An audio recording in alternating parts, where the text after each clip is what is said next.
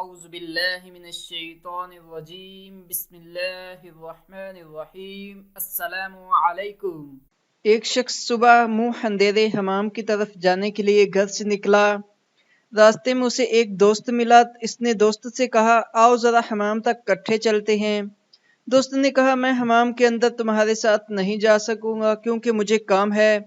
بہرحال حمام تک ہمارا ساتھ رہے گا۔ حمام سے کچھ پہلے ہی دوست بغیر بتائے اپنے راستے کی طرف مڑ گیا۔ حمام سے باہر سڑک پر اس نے ایک شخص کو دیکھا اور سمجھا کہ وہ کوئی ٹھگ ہے۔ اتفاق سے ایک ٹھگ اس کے پیچھے آ رہا تھا جس کا اسے قطعاً علم بھی نہ تھا، بلکہ وہ یہی سمجھ رہا تھا کہ اس کا دوست ہی اس کے پیچھے ہے۔ اس کے پاس 100 دینار تھے۔ اس نے نکالے، پگڑی کے پلوں میں باندھے اور پیچھے آنے والے ٹھگ کو دوست سمجھتے ہوئے دے دیے اور کہا، یہ میری امانت ہے، اپنے پاس رکھو، حمام سے فارغ ہوگا میں بعد میں آپ سے لے لوں گا۔ ٹھگ نے خاموشی کے ساتھ امانت رکھ لی۔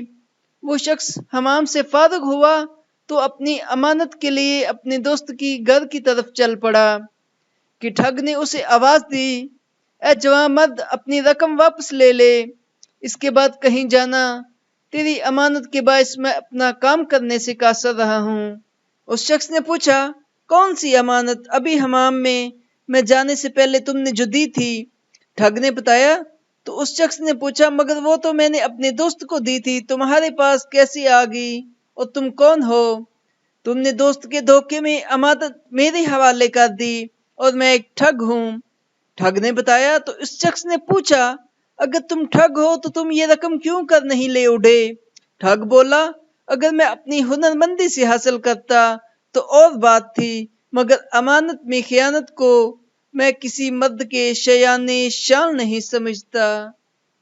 اگر آپ کو یہ کہانی اچھی لگی ہے تو سبق آموز اس کہانی کو ضرور لائک کریں اور ہماری حوصلہ افزائی کے لیے چینل کو بھی ضرور سبسکرائب کیا کریں۔ جزاک اللہ۔